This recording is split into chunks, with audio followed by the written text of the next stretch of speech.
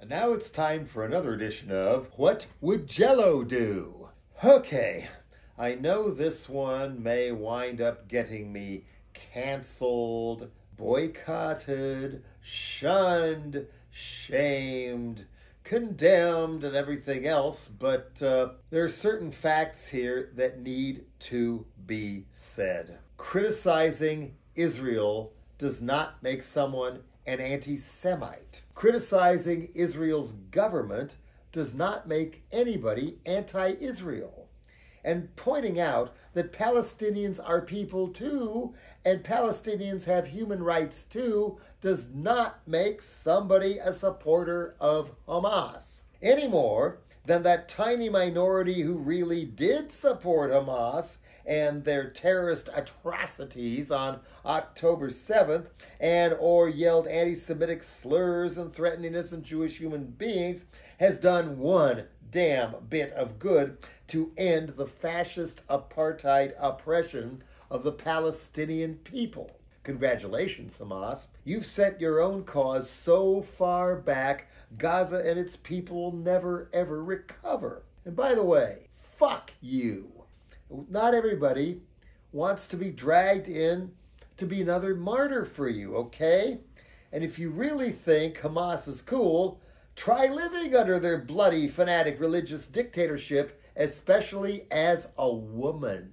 And joining such mainstream voices as Jewish Voices for Peace, Americans for Peace Now, J Street, Students for Justice in Palestine, and the tens of thousands in the streets of Israel almost every damn day calling for their increasingly dictatorial and incompetent prime minister to resign does not make anyone a self-hating Jew. This wall of bullying, intimidation, and hair-trigger McCarthyism against anyone who questions anything Israel's government does is finally starting to crumble in this country and is now springing one leak after another. Israel, right or wrong, does not work anymore.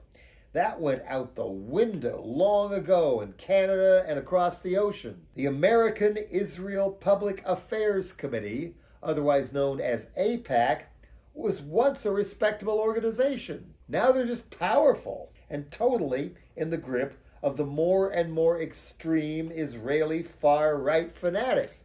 Israel right or wrong becomes Likud party right or wrong, and then Netanyahu right or wrong, and acting as Bibi's personal goon squad inside the U.S. Even the Anti-Defamation League, who, like a lot of misguided celebrities I won't name, should fucking know better, now claims that anti-Zionism is the same as anti-Semitism, pointing out that Netanyahu's war on Gaza, not Hamas, Gaza, is even more disproportionate than what Putin is doing to Ukraine should not get people run out of their jobs, canceled, arrested, blackballed, primaried and smeared as anti-Semites by an electoral opponent funded by AIPAC, simply for criticizing AIPAC, doxxed, followed, and forced to live in fear of their lives.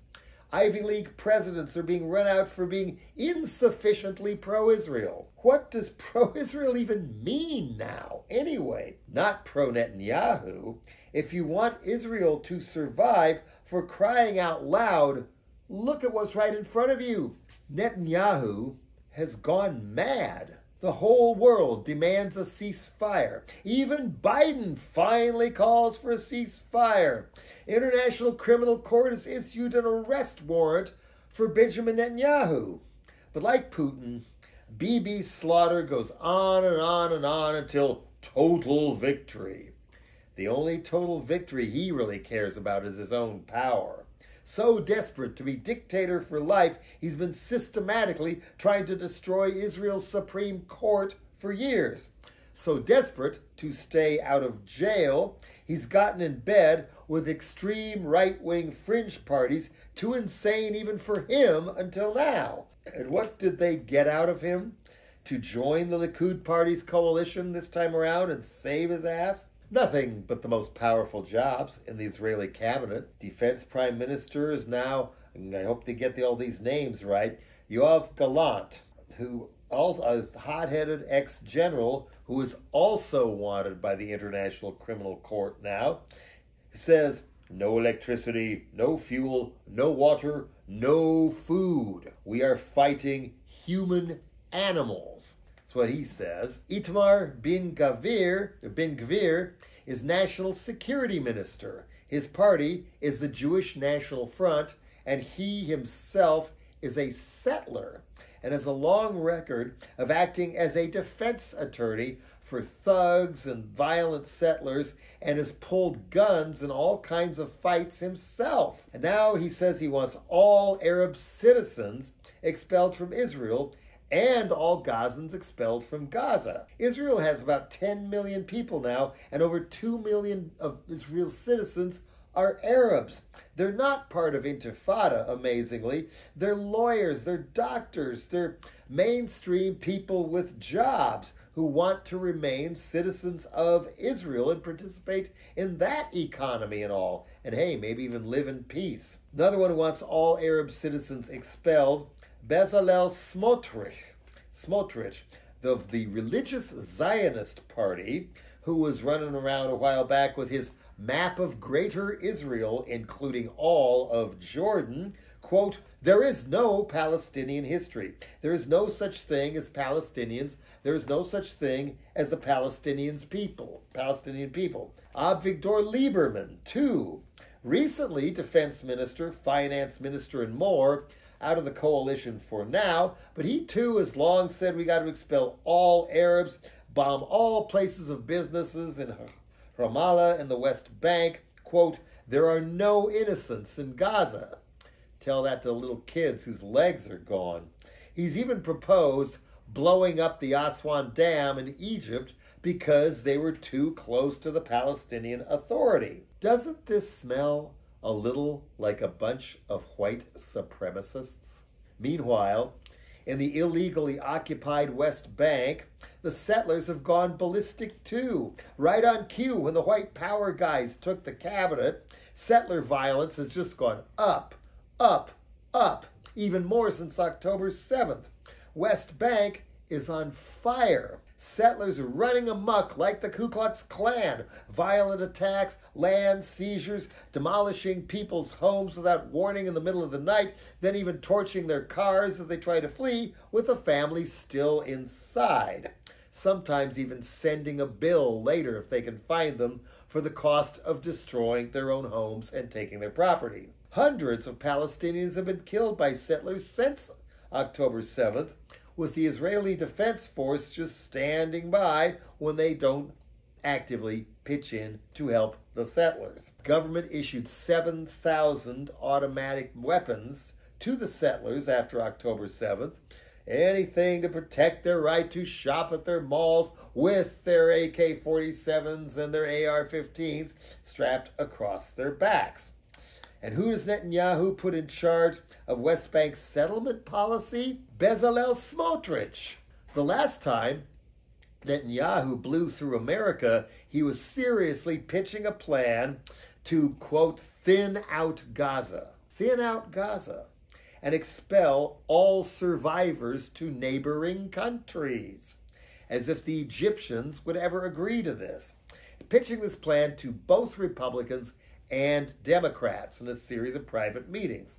At the UN on that trip, he whipped out a map of what he called the New Middle East, where Israel's borders are outlined supposedly in lime green, glowing away, and Gaza and the West Bank had disappeared off the map. They were now all part of Israel. And his cabinet ministers have reportedly been openly passing around brochures of huge new resorts in Gaza, all along the beaches, hotels, luxury high-rises, their own Miami Beach, the Israeli Dubai, no undesirables allowed. Who do these people think they are, anyway? Jared Kushner? Has Netanyahu gone mad? Or is the leveling and ethnic cleansing of Gaza what Bibi and his most extremist allies had in mind all along? scheming, salivating, year after year, half spooked to be dragged into court any moment now for his corruption trial, long awaited, when along comes the perpetual idiots, Hamas, to the rescue on the 50th anniversary of the Yom Kippur War, in the sickest, stupidest, most evil, horrific thing they possibly could have done, handing Netanyahu and his extremist fascist thugs the gift of a lifetime. It's now or never. One big window of opportunity we don't even have to pretend anymore. Bombing ambulances, bombing aid workers, mowing down people in 3 different vans bringing food from the world's central kitchen, picking them off one by one, killing hundreds of doctors, nurses, paramedics, healthcare workers, poets, journalists for the crime of living in Gaza. 80% of Gaza's schools, maybe more now, damaged or destroyed. 5 of 7 universities destroyed. Beloved mosque, hundreds and hundreds of years old, leveled to the ground. Hospitals wiped out, bulldozing bodies in plain sight. Refugees in tents in Rafah burned alive. IDF troops opened fire on a line of Gazans waiting for food aid. 100 killed, 700 injured. Why? Look at all the rubble. Look at all the death. There's nothing left. This was never about wiping out Hamas. This is Gaza-wide ethnic cleansing. This is genocide. And who put the innocent victims of Hamas's genocidal bloodbath last October 7th in so much danger in the first place? It wasn't Hamas, it was Netanyahu. He got them guns. He made sure they had money, all to make sure that Hamas and the Palestinian Authority in the West Bank were quarreling amongst each other so much they could never, ever get their shit together to form a Palestinian state. Quote, anyone who wants to thwart the establishment of a Palestinian state must support bolstering Hamas and transferring money to Hamas. This is part of our strategy. That's Netanyahu at a cabinet meeting covered by the press. Not to mention, he completely blew off his own intelligence people that Hamas was planning and rehearsing what they now call the Al-Aqsa flood for months, right in front of that very area on the other side of the wall where they attacked. And troop strength to defend such an attack was down because Bibi had moved so many of them to the West Bank to help the IDF steal more land for the settlers and kill Palestinians. From the river to the sea, Palestine must be free. Does that automatically mean the genocide of the whole Jewish people? No. The state of Israel has a right to exist. The state of Palestine also has a right to exist. And all the Palestinians and all the Jews should all be free to live, to thrive, to coexist and travel freely from the Jordan River to the Mediterranean Sea in peace. And let's not forget that from the river to the sea, drive them all into the sea, drive the savages into the sea, has also been used as a dog whistle, maybe even for decades, by the Israeli right. Their phrase too. I first heard that phrase years ago, and it wasn't from a Muslim fanatic, it was straight out of the mouth of Bibi Netanyahu. Or was it an earlier Likud Prime Minister, Ariel Sharon, the godfather of the Israeli settlers' scourge? Or was it Yitzhak Shamir? Or was it the very first Likud Party Prime Minister with so much blood on his hands, dating clear back to the War for Independence in 1948, where he even blew up a hospital, Menachem Begin?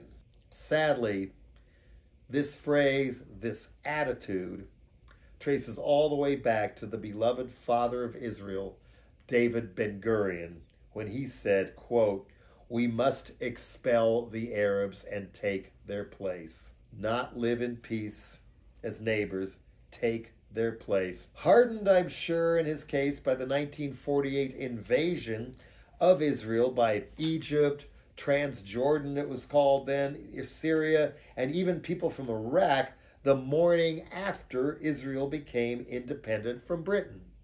None of this had to be this way. Captain Ahab, Captain Yahoo, total victory. What does that even mean? They don't know. They have no plan. They have no defined plan for victory or even what it would look like. Who is going to rebuild it all? Who's going to pay for it all? Not Saudi Prince MBS and his pal Jared Kushner. Dream on. Where can all the people go? Even if every last Hamas person is killed, total victory, wiped out, and Gaza really is emptied and cleansed and paved over and made all better, you can't kill an idea. And I've said so many times, when you do this to people, what will their kids be like? 2 full states for 2 people has never been so urgently necessary, yet never so far away. Who is the biggest threat to world peace? It goes around, it comes around. Is it Putin? Is it Trump? Well, no despot is ever more dangerous than when he is reduced to a cornered Wolverine trying to save his own sorry ass. Smotrich says, if you raise the white flag, your government will not have the right to exist. Right to exist, an interesting phrase. Ben Gvir, if God forbid we end the war, I think the Prime Minister understands what it all means. War forever, or we quit your coalition and you are going down. Smotrich just announced they're annexing over 50 more illegal settlements in the West Bank and making them part of Israel. But as one pundit said, why bother annexing the West Bank at this point when the settlers have now annexed Israel? They're not just holding Netanyahu hostage, they're holding Israel hostage. They are holding America hostage. Freeing all the hostages means freeing the entire world, not just from Islamic fundamentalism, but from Bibi Netanyahu and the settlers. He's just laughing at us, especially Biden. Oh, he draws a red line if anybody goes in to Rafah. Well, that didn't last very long. It was like Obama saying he was drawing a red line on Assad to not run around destroying his own country in Syria. Look what he did. That's how much our leaders matter in the world now, how much they're listened to. Biden goes even on TV to say there's a new treaty. This is going to work. This is they gave this great deal worked out. All that comes back from the Netanyahu camp is not until we have destroyed all of Hamas. Total victory. In other words, anything to prolong the bloodshed to try to get Trump back in power. Tzaki Hanehi, National Security Advisor for Netanyahu, says, well, there's going to be at least 7 more months of war. 7 more months, not a ceasefire. Where does that leave the Israeli hostages, the innocents being held in Gaza? They don't care about them at all. Let them die. We want total victory and then to clear all the Palestinians out. As Biden now finds himself caught between AIPAC and all eager to tar him as abandoning Israel and even anti-Semitic, and versus the widening majority of the American people who want all arms to Israel cut off now. Now. Once again, Bernie Sanders is right. Quote, this may be Biden's Vietnam. It already is. Say it ain't so, Joe.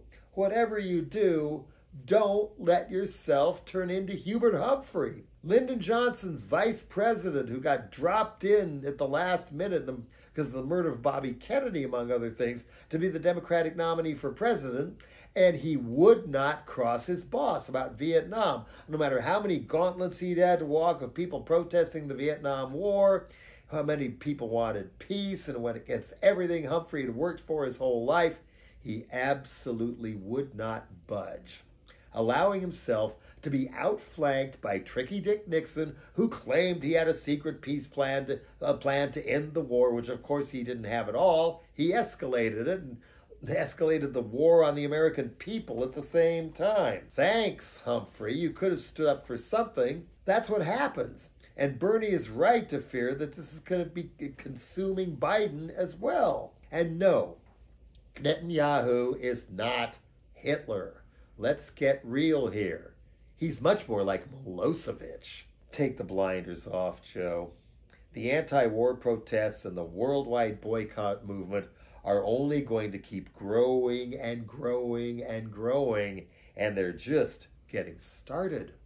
Don't keep falling on your sword for Israel's rogue state government when that is now the opposite of defending Israel itself. No country's citizenship should be based on genetics. And as my friend Joanne Mort said in the British Guardian, Israel is enslaved by its own insistence on enslaving others.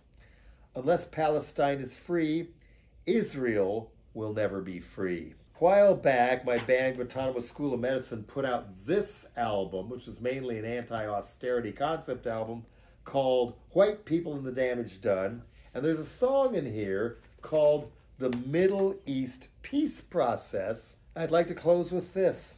Israel is killing itself. Palestine is killing itself.